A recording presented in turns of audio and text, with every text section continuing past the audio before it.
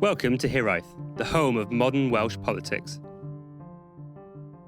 In Wales, rugby has helped create an identity that has been intrinsic to Welsh culture for over 100 years.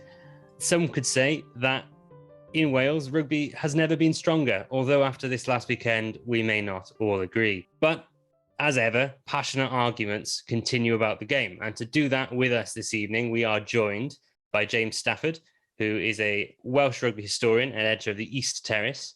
Hello, James. Hello, hi, thanks for having me. Thanks for coming on. And we've got with us also Welsh Government and Politics graduate from the Wales Governance Centre, whose dissertation explored the relationship between sport and identity in Wales, Mr. Eldred Davies. Hello, Lewis. Hello, thanks for having me on. Thanks for coming on. So before we get into the politics, I suppose, of the game, what was your assessment of our performance on Saturday? James? Yeah, I'd like to say it was a surprise, but it was kind of the performance I thought we might have had last season. And I think a few chickens have come home to roost on various levels, which we might get into. But yeah, I can't say I was massively surprised, unfortunately. And as a child of the 1990s Welsh rugby, I have a horrible sinking feeling that we might be seeing a few rough years as well. That it's not just a simple thing about coaching or selection. I think it's far, far deeper than that. Lewis, it was a terrible performance from Wales against an Ireland team that weren't really at the peak of their powers. Where did it go wrong for Wales? Is it simply a bad performance, or is it indicative of broader systemic problems? In the short term, I think many of the players were undercooked going into it. Our regional sides haven't played much. Off the top of my head, I think the Scarlets have only played twice over the new year. It doesn't help. And particularly when you're playing an island side, which is predominantly made up of Leinster, who are doing pretty well in all competitions this season, as many seasons for the last 3, 4, 5 years anyway. So, yeah, difficult.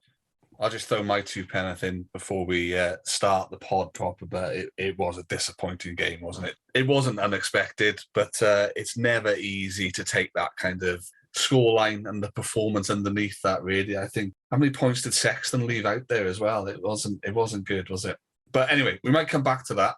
What we're looking at tonight is around the identity and the importance of rugby in Wales, and whether these difficulties will hit us culturally. Both of you have written about Welsh rugby, and it is an important cultural identifier for us. James, you've published on this. Congratulations on your illustrated history as well, by the way. Do you want to just set that picture from how rugby has become this intrinsic part of Welsh identity? Yeah, it's a really fascinating, everyone assumes rugby's been the sport for such a long time that it's just a natural thing. And I think I've spent the last 2 years kind of buried in research on Welsh rugby history, and it's fascinating to see how that developed and why that developed. And without going into too long a detail, rugby has various reasons why it took root in Wales. One of the big things was, again, it's tied to British identity. A lot of people brought the game from universities to Wales, from the English public school system or the English universities. And the football, rugby, they were almost the same sport. They hadn't quite developed in the 1850s, 1860s. They could have gone either way, but the physical aspect of rugby really kind of, to overly simplify it, but it appealed to the working class society we had, steel workers, miners. They loved that physical nature of it. It was seen as another way of proving your manliness. And obviously mine owners, there was it was worth investing in your local sports team because you could kind of ride the glory of that kind of thing. And then by its nature, Wales did very well by the late 19th century. We were beating England in the international level, which was obviously a huge thing for a young nation like Wales, a smaller brother rather of England. And it very quickly became seen as the national sport. The Welsh media jumped on that success, and we had success at international level. We didn't have maybe at football, because football wasn't so international in terms of competition then. And successes over things like the All Blacks in 1905 just kind of helped embed rugby into that kind of national consciousness. And it's all tight. It was seen as a way by some people as a sign of our independence. Look how strong Welshmen are. Look how creative we are. We're smaller, but we're cunning. And it was kind of seen as exemplifying the Welsh character. And in other people, it was seen as reinforcing that we were a fantastic part of the British Empire. So immediately it was part of this football. Is it a British thing that we're good at it and it's a great thing, or is it a Welsh thing? And it's been called the cultural game of Wales, a national game of Wales. But of course, and I'm sure our guests here will agree on or have a lot to say on this, I think perhaps in modern terms, it's the cultural game of Wales. But on a participation level now, I mean, football obviously is probably played more and watched by more people week to week. And I know, in my experience, I'm from Barry, which is very much a football town. Football is the main topic of conversation most of the time when I'm home. So it's very interesting. I'm a bit wary of it being the national sport. I think it's the context. I think it's probably culturally our national sport. And I've lived abroad in several countries, and people see me from Wales and mention rugby. But is it the national sport today in other ways? It's a really interesting question. Lewis, I think that brings us on. You can comment on that cultural, the legacy, 1905 and all that, big part of my undergraduate degree. But, the work you did was very much linked to the football. And, I'd like to recommend listeners listen to you speak to Russell Todd on Podcast Pêl-Droed.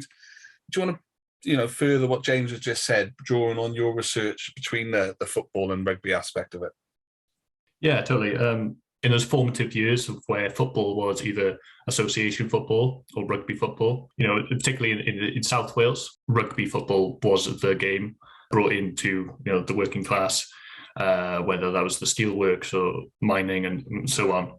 It came over with those university educated students coming back, setting up their private schools, your Llandoveries, your Monmouths, your Brecon College, Christ College, and then obviously when we talk about it culturally, yes, it's predominantly South Walian sport, and that's how it develops.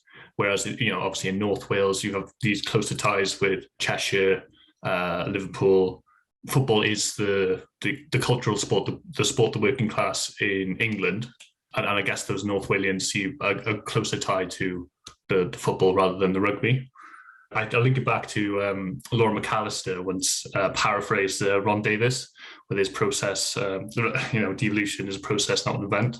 Football has been a process in Wales. Gradual over time. Football permeates the consciousness of lives of Wales on a daily basis, whereas rugby is more of that event. It's February to March, weekend in Cardiff. It is the event. It ignites the imagination of the nation, in not just the people of Wales but outside. Welsh rugby really seems to be often under attack in various ways at the moment. I'm not talking about the results on the pitch, but in social media, you've got various people questioning the Britishness side of WRU, the affiliation to royalty, the militarism, even how the event goers and the drunkenness in the stadium. These are all things which are thrown at the game in Wales. And we haven't even touched on, how the game is structured, the community game, the professional game, the regions, governance, 60 caps and all that. Do either of you want to just, touch on those and how you see those impacting the game at the moment?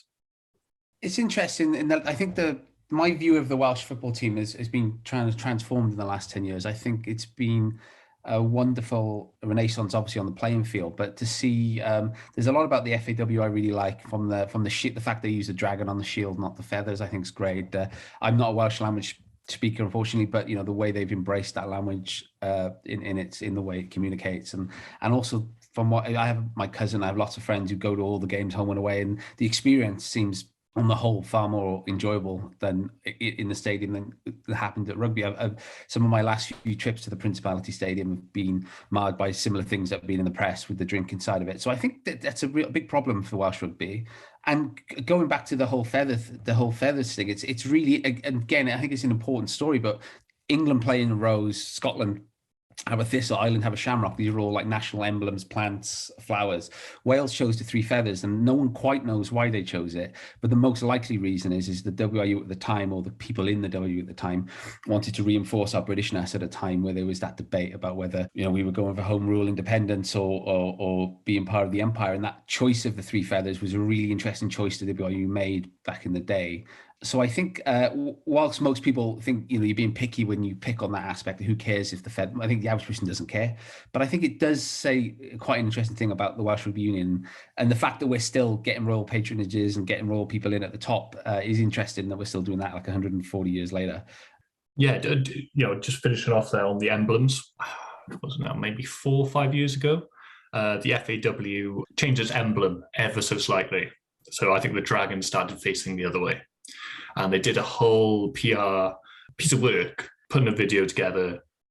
And I think it's about 2 minutes, they sort of encapsulate what it is to be Welsh, today and what it was, and our failures, our successes, all in one. Whereas I think the rugby union, the WRU particularly, find it very hard to sell what it is to be Wales today. I think we're still playing off, weren't we great in the 70s, or the flair, the Welsh way of playing. And that's still, still today, we talk about the certain Welsh way of playing. I haven't seen quite the same output from the WRU. I think the closest thing I've seen would be ahead of the World Cup in Japan. They announced the squad players by going to the clubs, to where the players came from. And to me, that's really where I would love to see the WRU working on, talking more about the community game, where these players are, brought up. It takes a village, a club to make a player, to make a person. And that was great. And you don't get that quite as much. I think the recent stuff with Cardiff Rugby, where a lot of the Cardiff RFC boys came up and filled the gap, that was amazing in terms of PR, building off the great story, because that's what people buy into, is the narrative, the story they're trying to sell, as well as, obviously it is just a game, 15 against 15, but, plays on the heartstrings of supporters, and it's the kind of thing I think will get more people into, the Arms Park or any of the regions, really. Isn't one of the major issues that you talk about the way that the relative governing bodies present themselves, the WRU as antiquated as the royal families whose patronage they seek, isn't one of the major issues that the WRU is this stuffy organization that just wants to make money from its ticket sales and isn't trying to engage with the people of Wales? You see the price difference between how much it is to go to see Wales play at the Cardiff City Stadium to how much it is to go watch Wales play at the Principality Stadium. The fact that they took that naming deal, that naming rights deal, which they knew would be hugely unpopular because of its links to our history as part of the UK and of empire. Do you not think that just shows that the WRU is so out of touch compared to the FAW? Yeah, I think you hit on some good points there. I think, the pressures on the Welsh Rugby Union are probably quite different to the FAW in some ways in terms of why they need to generate money with the links between the club and the national level. But I think, again, having spent a couple of years in the history of the Welsh game for the last book I wrote, the Welsh Rugby Union is an organisation that has always been massively resistant to change, and any change has taken decades. And what worries me in the current debate, I've seen a lot this weekend, or the good thing about this bad result, if we have a bad Six Nations, is it'll speed up change. And history shows you that it doesn't, or if it does, you need 10 years of bad result. It is not an organization that changes quickly. And part of that is because of its structure, based on you get to the top by serving your time for decades at the club level. It's this institutional problem. But again, without going into it, the 1920s were a horrific time. And do you think the Welsh Rugby Union is bloated now? It was horrifically bloated then. And again, it took decades to make that change. And there's also that danger. The Welsh Rugby Union has always been the top sporting institution in Wales, and has been lucky enough that people will keep coming to watch Wales, however badly they are. So what's the reason to change? Like you say, they can fill the stadium at £100 a pop, and they do need that money. But to overly simplify it, a bad season for the WRU isn't going to change anything on its own. There's got to be so many other factors to change. And as I say, institutionally, they've done these big reports. The Sir Tasker Watkins report, is a fantastic report that took 2 years to do, produced by a war hero and top judge. If he couldn't change the WRU, it's really worrying. So I think institutionally, it's very scary, because there's no precedent for the WRU changing quickly to results on the field or structural issues. Rugby union's been professional since 95. And I think for most people looking from the outside, we're looking at a WRU board which hasn't professionalized or at least taken the steps to become a professional outfit. 2019, they appointed Amanda Blanc to the board. Now, a chief executive of Aviva, Welsh as well, brilliant. Having a woman on the board is, the kind of diversity we really need to see from the WRU. But within 2 years, she's gone under a cloud. Nobody knows what's going on there. The Welsh media don't know. And we're left to think, it's the same old white men in their blazers continuing to do the same sort of things. So it could be a bit tiresome trying to, wait for change when they do the little things, and suddenly everything goes back to the way it was. for me personally, the way the women's game has been treated in Wales has been really sad to see. Pathways just falling apart. The steps recently taken to give professional contracts, great. But if you haven't got the infrastructure beneath that in place, it's sort of like it's a halfway house. The majority of the women's side now are playing in England. There's very few top Welsh clubs for the women. And it's disappointing on the side of the WRU that they've allowed this to happen under their watch. So there's a lot of questions for the governing bodies and how they lead the game. It can be particularly frustrating when you're watching on, you're thinking, will anything ever actually improve at that level? What do you think the answer is then in that regard then, Lewis? Because, you talk about the governance structures there in the WRU and then compare it to the FAW and the women's game. And you look at the way in which the women's game in football has moved on so drastically in the last few years. Just using the women's game as an example, what about the structures and the attitude towards society in these boards is causing that difference of attitude and priority within, for example, the women's game? The women's team originally had to put a big fight on to be even recognised by the WRU. There's a lot of women I could name who had to put in a good fight to even stack that up. To even get in the room to discuss it with them is always a bit difficult. But, Laura McAllister said the same thing with the FAW back in the 90s. And unfortunately, people at the top of it started listening and things have started to change. And I guess it's having people in those top roles, the executive roles, the directors, make sure that they are people who represent the team. So, are there women there? Are there, people from ethnic diverse backgrounds, Because if you're drawing on the same talent over and over again, that look the same as you, talk the same way as you, nothing actually changes. For example, going off on the tangent slightly, I was recently looking at Cardiff Lions, the LGBTQ rugby side. And I was wondering, what's the strategy in place with the WRU to, improve inclusivity, this sort of stuff. And I was trolling through their website. There was nothing there apart from a news piece on that very team. Whereas you look at the FAW now, they've just recently released a power strategy. So outlining what's there for member clubs, footballers themselves, coaches, all there to make the game more inclusive for everyone, because it is a game for everyone.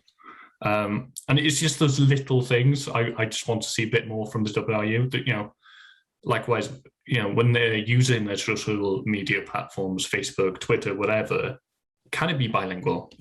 I think the FAW almost make it look effortless in the way they do it. Whereas with the WRU, it seems like a real tough task to just get that bit of Welsh in there, especially when the Welsh Premiership is on S4C. To watch that, the college game also on S4C. So, there are people there who could be producing the Welsh output for them. I know, it's just a minimal effort at the moment. James, what about the WRU do you think is making it so difficult to see these changes through? Do you think it is just a question of not having the right people in the right place to make the game as diverse and as accessible as it should be? Or do you think that the organisation, as you say, resistance to change, is resistant to even change on grounds of equality such as this? The big problem is it's essentially overly simplify the structure. You get on there by, on the whole, doing decades of committee work for your local rugby club, and you rank up. Now, just to give you a quick little bit of my background, I played for a small club. My father, because they've all been volunteers, chairman, committee man. I've played and volunteered for rugby in 4 different countries. I fully understand the work that goes into as a volunteer, coaching, administrating. I've been on committee meetings, how tough it is. And it's hard work. And to get to the top level, you look at the WRU board, the time servers, a lot of them are retired, and they've probably been on their committees easily 30, 40 years of service. Those people, well-meaning, everything like that, but when they get to the top, they've had 30, 40 years in that system. And they've worked hard to get through that system. And they just have a certain way of doing it. They know they're safe. They know where their successes are coming from. And every time people have tried to, Tasker Watkins, whoever, Gareth Davies recently have tried to make changes. One of the biggest threats is you're taking the ladder away from those coming up next. You're messing with a structure that's essentially been there over a century, and that's scary to people. And those people are effectively institutionalized. And even the current CEO, they've come through the system. They've been in that WRU 13 years. So often even those, the so-called professional side of the board, have come from within the WRU. And it's a horrible thing, but institutionalized in some ways. And it might not be conscious bias, but you're going to have those biases.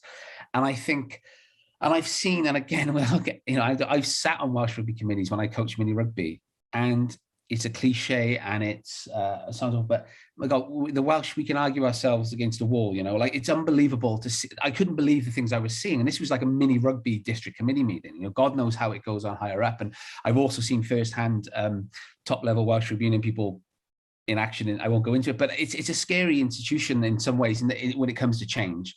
And I think the only way to change it is drastically. And it's a bit like, I always use the example of the first past the post system in politics. The only people that can change the first past the post system in Westminster are the people who are benefiting from the first past the post system in Westminster. I remember as a naive teenager being thrilled when Labour were talking about they were going to rip it up. And of course they got into power for however many years, and I don't remember much happening. And it's a bit like that with the Welsh Rugby Union. The only change can come about is them voting the system out of place. And that's not going to happen. And I think, again, it's an issue with our media, how well we hold the WRU to account. I don't think the Welsh media on the whole does a great job of holding the Welsh rugby into account or bringing structural issues to light, because obviously they're under pressure for clicks for whatever reason, but they're not getting the right debate out there. And I don't know how this would happen, but one of the only ways I can see big change happening is it's going to take the professional clubs, whether it's like repeating what Cardiff and Swansea did, some kind of breakaway or some kind of action where WRU have trouble getting access to players or some kind of outside threat. In football, you had, this World League thing, you got CVC coming. I know they've bought into the union now, but I think it's going to take some big external threat to really change, because again, history does repeat a lot. And the WRU is not an institution that is going to quickly change or easily change. And the people in it, it's not in their interest on the whole to change. Lewis, do you want to touch on the governance side before I take us into the actual performance side of at the regional level?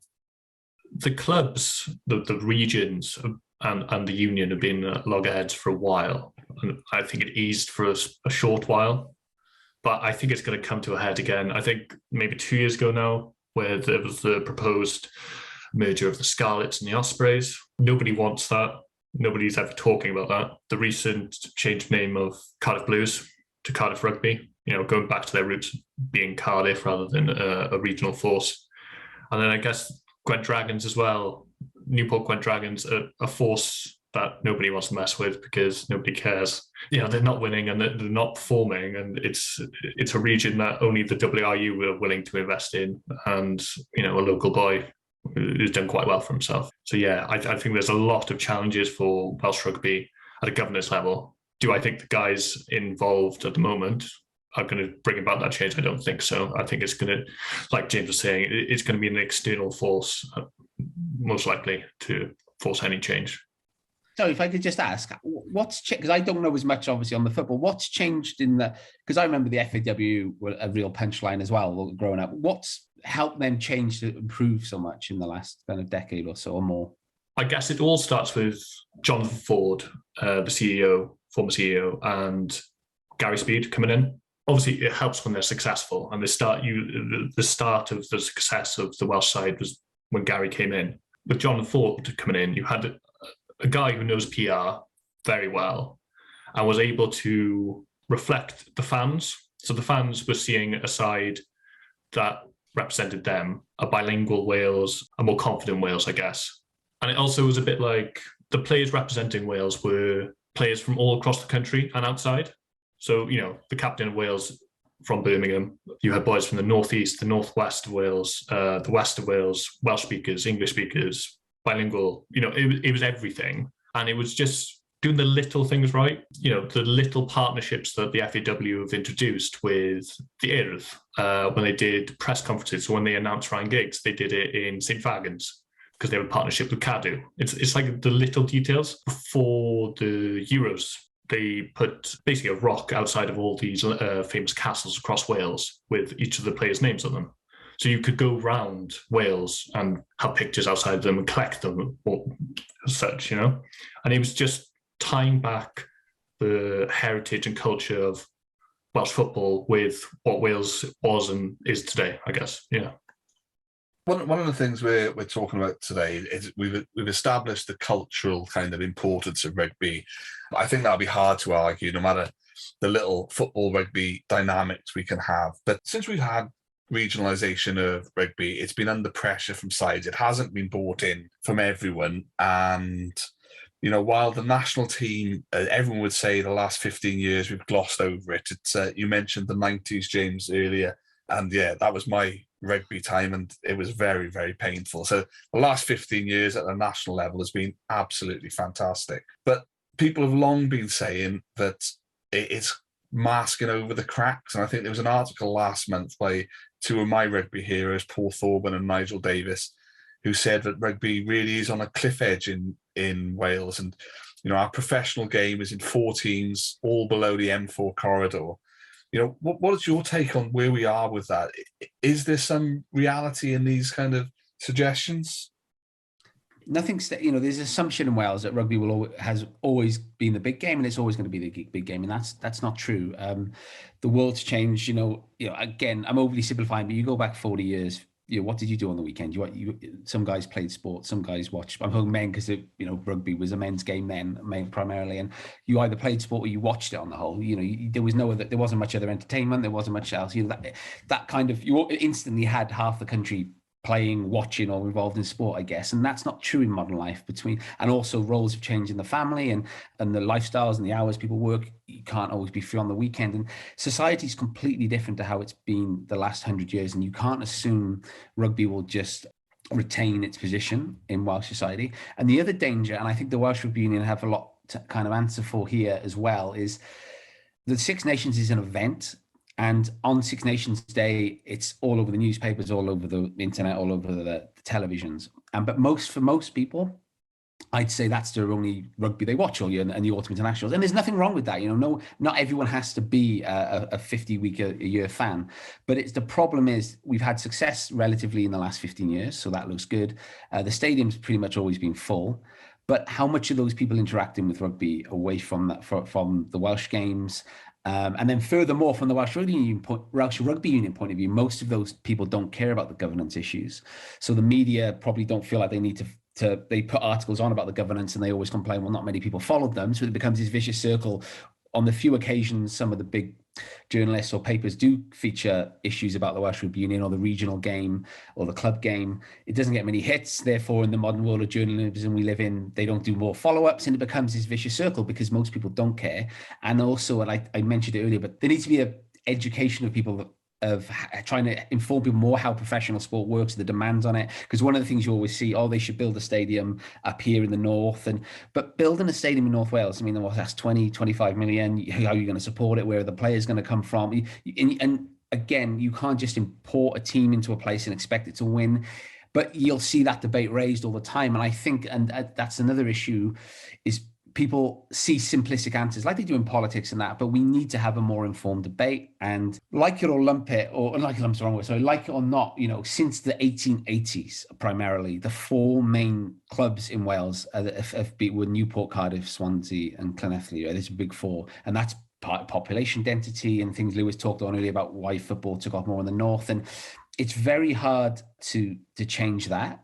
It might not be advisable to change that. It's another debate, but also the economics of it. We are a small country, and people often make the mistake of comparing us to New Zealand and Ireland because they're relatively small countries too.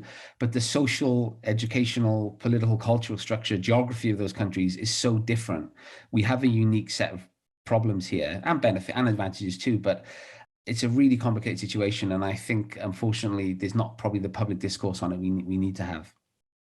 Ireland and New Zealand, of course, independent countries, something worth pondering on. Lewis, I'm going to put this to you and to James. Something that's always been suggested to me as one way that you could bring interest and, the money into the Welsh regional game is if you made Welsh regional teams play English teams more regularly, or whether the prospect of having a Wales-England league rather than what we currently have now, taking on Irish, Scottish, and for some reason Italian, and for some reason South African teams, whether there would be more interest in our regional game if we were taking on the teams from England more regularly, and whether that could be beneficial to the Welsh game.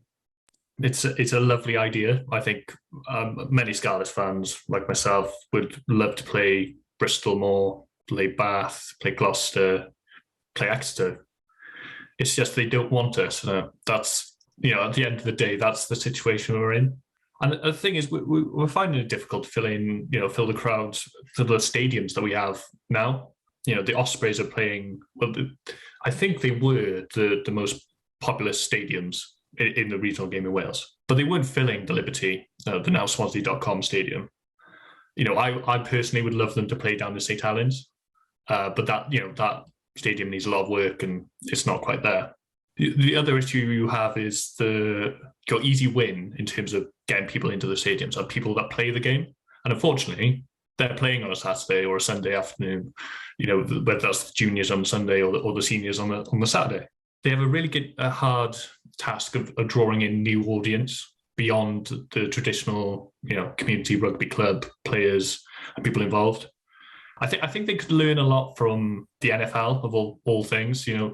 We take for granted as Welsh people that the rugby is a simple game.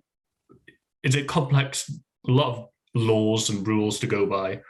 There's a lot of work that can be done on the production end of the TVs and whatnot to actually simplify the game and make it a bit more fun and interactive and more understanding for the everyday fan or people who want to get into the game.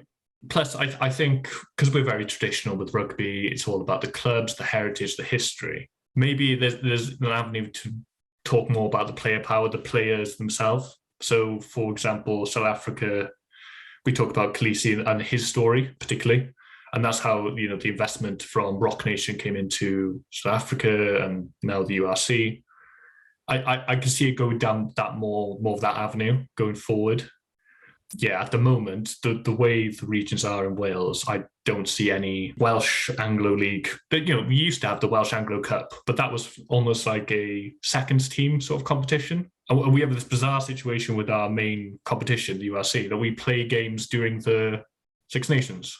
That no other sport would do that because, you're not going to draw in the crowds. You're not going to get the viewers. So, there's a lot to work on that, I think. Yeah, historically, it makes complete sense. And I think one of the worst things that ever happened in Welsh rugby to me was the late 90s when the RFU offered us, I think, about 6 places in the setup in England, some in the top division, some lower down. And the game had just gone professional. It was a very chaotic time.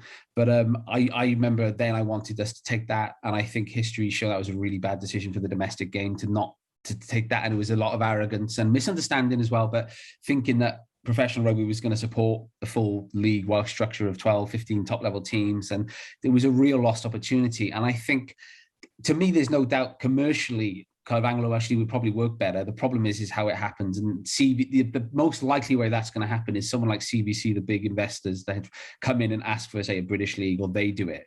Because I think we've unfortunately missed the boat on that as much as I would want it.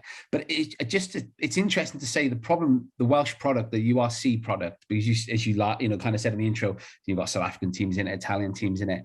It's got a lot of problems, the league. And one of them is the kind of, there's no real history to the rivalries, but that's not insurmountable. But you have most of the time the top players aren't playing in it. You have no relegation, so a lot of the games are just dead rubbers. I have 2 kids now. I write books in my spare time. I don't have much spare time, and often if I have time to watch I'm a Cardiff fan. I was a season ticket holder as a kid. Often if I've got 2 hours on a weekend to watch rugby, I'm probably going to, and it's on Czech TV, they showed the English Premiership as well. And it comes down to, I don't know, Bristol v the Harlequins, or Cardiff v Benetton, or Cardiff seconds v Ulster's thirds. I'll choose the English Premiership because for that 2 hours, I will get a better product. And there's a problem I'll still watch the Cardiff stuff and catch up and read on it. But if I'm choosing I'm miles away and maybe not a problem. But if I'm choosing the English product most weekends over the Welsh one when I have limited spare time, that's a problem because I'm a Cardiff fan. So this is the problem. The domestic offer in it is turning off kind of hardcore fans like me, I guess. So it's certainly not going to attract casuals, when there's so many other things on offering. I'm sure most Welsh people would probably rather watch a Premiership football match than the average URC game, and that's an issue. And I think Lewis talked a really good. I'm a massive NFL fan, and one of the things they do, as he said, really well, sometimes to a laughable level, but they know how to build narratives and stories. And without going too deep into the culture, the history thing, one of the things that amazed me about Cardiff in particular, that whole Blues experiment, is American football teams or sporting teams would kill for 10% of the heritage Cardiff Rugby Club had. Just 10% of that heritage. And we decided to throw it away on a really lazy brand name that couldn't even be trademarked. Yeah, because another rugby club had it in the World Rugby. And I think we're really bad at, for a country that often lives in the past with rugby, we're really bad at selling our heritage. I mean, the fact we have no rugby museum at the stadium is just beyond my scope of imagination. And we're really bad at celebrating our own history of sport in the country, celebrating our sporting histories. And I think maybe there's something that needs to be done about that in all our sports, but maybe rugby in particular needs to get better at telling narratives and engaging people in other ways. James has just summed up my position as well in many, many ways. And there's so much about history and sport, which, I'm really glad. One of the things we haven't touched upon is rugby league, but I'm really glad. One of, I think, Welsh Rugby Union's darkest hours is the way it treated a lot of our rugby league exports, particularly those from areas of the docks and of Cardiff, Newport and Swansea who went north. So I'm really pleased to see that kind of story and the statue develop in the Bay. But Lewis, do you want to go on a little bit and build on what James has put there? I can totally agree with his, if I've got to spare 2 hours, where am I spending my time? I don't know where to start with the URC. If it's not on S4C, I'm not watching it, to start off with. We're talking about brands like Cardiff Blues, now Rugby. Bristol recently, renamed to Bristol Bears, but they haven't, totally lost their following. They've moved stadium as well to Ashton Gate. Season ticket holders have actually increased. I think we've got about 10,000 now. If the Scarlet, Ospreys, or any of the regions had 10,000 season ticket holders who were there week in, week out, I think we'd be in a much stronger position. But like you said, the way the WRU treated, the Welsh Rugby in general treated those players like Billy Boston and Clive Sullivan, and how they went north, and they had statues. They've been looked after properly, and there's a legacy up there that unfortunately is only taken in recent years for documentaries by Carolyn Hitt for people to realise the legacy that they've left, which is a sad indictment of how we think of Welsh sporting history. We've got a lot of history there that we don't talk about beyond rugby union, and I think we can do that a lot better. And just last thing on that, I'm from Barry, born Cardiff, raised in Barry, and it wasn't until 2 years ago when I was doing my research that I first properly heard of Gus Risman, who basically, they have a statue of him at Wembley. I think there's only about 5 rugby league statues at Wembley. He's one of them, one of the greatest all-time players, basically from Barry. And after I found out about him, I asked a few of my dad and uncles, had you heard of him? And they were Barry all their life, and they were like, no. So we have this unbelievable rugby league legend from my hometown, and no one I asked had ever heard of him. It's only, again, it's coming to light a bit more in recent years. I just think as a nation, not just rugby, but we're not boxing as well. Like some of the heroes we don't celebrate in boxing, who on a world level, we're not very good at celebrating our own sporting heritage. And I think there's a lot more we should be making of it, because it's amazing. I think, what you've said absolutely sums up where I am on a lot of this. I do hope it's horrible, but I do hope private equity money like CVA drive the agenda. And I think they must be looking at a Premiership model for rugby. And I think that's what will happen eventually. But we're talking about heritage. So I'm going to draw you back into that. And, the changes in rugby is all good and what we've talked about. But do you think, some of the institutions and heritage, which I think we probably all long for, like the bar bars, what we used to have with the bar bars is gone, and now it's a completely different thing. And even the Lions, I was in a discussion this weekend on the Lions and how it's statistically, when Welsh players come back from a Lions tour, we get absolutely hammered in that following Six Nations. And there's certainly an element in Welsh society that isn't supportive of the Lions and doesn't want Welsh players going. But have you got any take on those kind of heritage aspects which we do want to keep or are fading into the background? Are you Lions fans, boys? I'm going to be controversial here. For someone who's into Welsh rugby history, I'm to say I'm not a Lions fan. The problem I've got the problem with rugby in professional era is you can't have all the stuff from the amateur, the Barbarians, the Lions, but then throw in World Cups and Autumn Internationals and European Cups. Something has to give. And the Barbarians have effectively don't exist much. Well, they do exist, but they're much more, the games obviously don't have the meaning they used to have. The problem with the Lions concept, I don't think it's going to die. I think this is commercially huge, but the problem is in a world where we're seeing the effects of professionalism on players' brains, players' bodies, having a World Cup, having then straight back into domestic rugby, full summer tours, and then going into a Lions tour, it does take a toll on players. And I think you can't have it always, but unfortunately the professional game needs the money. So something's got to give. And obviously the Lions has given in the last few years by getting shorter and shorter. And I don't know how you can keep the Lions to be what it was in the era and the fixture list. And the problem, the debate often is then, and this is where it comes back to tradition. People say, well, the club should give up something to allow the Lions to be at full strength, to have more time. But it's the clubs that are struggling to survive and for their leagues to survive. So you can't expect the clubs who are paying for those players, who then get broken on Lions tours or whatever, to just give up a month of their season. And it's a unique problem to rugby, because obviously you would never have a situation where the Premier League and football would have every 4 years, right, make your season like 2 months shorter or a month shorter. So structurally, it's really difficult. And the Lions is going to suffer whether you like it or not, whether you support the concept or not. And it's going to be very interesting how that survives, or what compensation they try and make it. Because I do think the club game in all countries needs to fight for itself as well to survive, because rugby's big problem is the international game is that case of killing the golden goose. Wales can play, especially in a World Cup pair, 15, 16 times a year.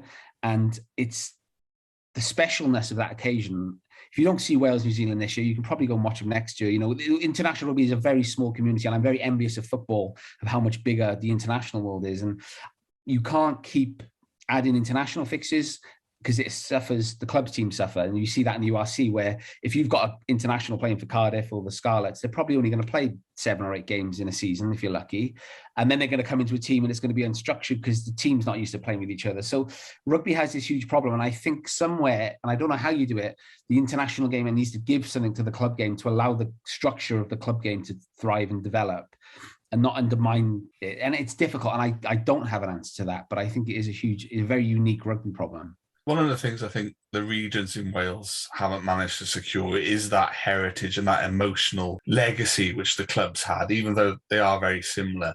And one of that is the heritage of touring teams. So for you, James, Cardiff never lost to Australia as a touring team. And Lewis, I've been at Llanelli often enough, so I do know who beat the All Blacks. But, do you think we missed the trick by not having, or trying to get those kind of tours to give those emerging regions a kind of history and legacy that the clubs have? I think if you ask any Scarlets fan, I think they would love a touring side to come over. I don't think we'll get the All Blacks ever again. You might get the Maori All Blacks. It's too many fixtures at the moment. And when nobody's thinking about the welfare of the players, the physical toll of these seasons, like we said, the World Cup season is mad for some of these players. Well, we're talking about the international game as well, because we're already quite limited in the scope of how many international sides are playing at this high level anyway. What would it take for Wales to do a tour of the Pacific Islands rather than a tour of Argentina? The Pacific Islands, such as Tonga, Fiji, Samoa, financially it would be great to go there, and they'll fill their crowds. We can give them the financial support that they need, because at the moment, when those World Cups do come around, you can name the final 4, final 6 off the top of your head. For outsiders you want to bring into the game, that's not really enticing, is it? The Georgia-Portugal game on the weekend was very good to watch, but I don't think many people knew that was on unless you're a rugby fanatic. I think we can expand the game a bit more, basically. Barbarians playing someone like Georgia or Portugal or Poland even, bit more fun, bit more variety. But yeah, it takes those governing bodies to look at it and say, financially, is it good for them? And most of them are saying, not really fussed. Do you not think that this issue of money above all else is really one of the major problems we've got in the game at the moment? That you're just looking for the quick financial wins. You look at the way that the future of public broadcasting of these games was put under threat by the prospect of Amazon money coming in. You look at the discussion you have around bars and drunkenness culture. Not that the WRU will stop serving alcohol; it will just serve weaker alcohol and limit the amount of time that the bars are open. A lot of the discussion relating to COVID regulations was about the impact it would have on bars in Cardiff. Of course, again, and if you're an owner of those bars, a hugely important thing to consider. If you look at the cost of tickets, like we discussed earlier, if you look at the fact that instead of a place where you could have a museum to the history of Welsh rugby near the Millennium Stadium, you've got a shop. If you look at the fact that you have Lions tours, even though it could add undue pressure onto the bodies of the players who are playing into them, do you not think that so much of this discussion boils down to international rugby bodies and national rugby bodies just chasing the dollar over everything else? Yeah, it's really difficult because Welsh rugby, like the clubs, the top 4 pro clubs, they don't have enough money to survive. They don't have enough money to buy the in-depth squads they need to compete. And then, as I said earlier, the Welsh Rugby Union can fill the stadium, sort of 7-8 times a year. But what's happening in the long run by chasing that is, as I said to you, like I've lived abroad now for 20 years, but I used to come home twice a year at least to see big games. But now I know if I don't go and see Wales, Australia this year, I can go next year because they're here again. Whereas when I was a kid, you might only see Australia every 7, 8, 9, 10 years. That regularity is just that familiarity breeds contempt thing is happening. So the problem is in the long run, especially if the results continue to fall off for a long period like they did in the 90s, is why would I keep going to see Wales and filling the stadium out? But then I'm not going to go to the club game because the club game, the tournament's a mess because the top players aren't there. So by having all these internationals in the short term, you're getting the money coming in from the income, and the same thing, selling the beer, you're getting the money in from that.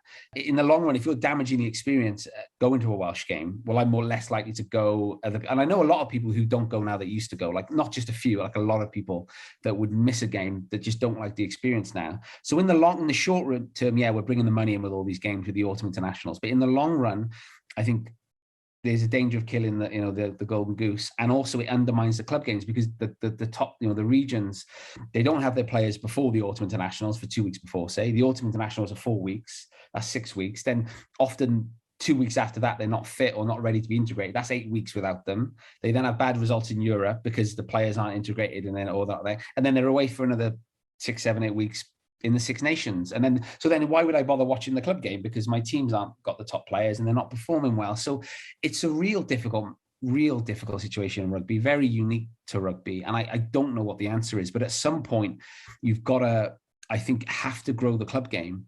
And also, I think it's the long-term benefit of Welsh rugby to have more people involved watching the domestic game. It's long-term thinking, but that's very difficult when, you have to bring the money in and pay off your debts and do all that. So I'm not envious. I know it's not an easy job for the Welsh Rugby Union. I get that, but we're certainly not doing a very good job of addressing the issue right now.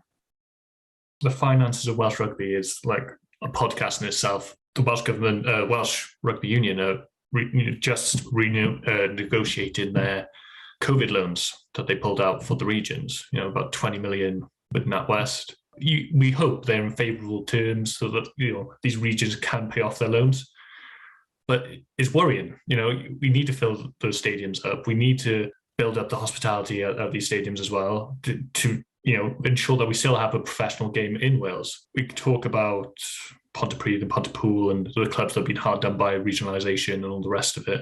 But at the end of the day, I don't think we could feasibly have more than 4 professional sides in Wales to have a strong national team. With the way the costings of the games, the international is going, you're going to start seeing a different audience. I think eventually, we say rugby's a working class game. I'm not sure many people can afford £100 tickets. The way WRU works, where they give tickets, where the clubs buy the tickets off the WRU to sell back. I don't think many people understand that a lot of these clubs aren't selling their tickets. They can't sell it in the community, and then that has a knock-on effect on the clubs. Lockdown's been hard for many of these clubs, but they're the ones that were getting the food parcels out and doing all the work on the ground. I think there's a lot of thinking needed to be done by the WRU going forward about how they finance not just the professional game but the community game too.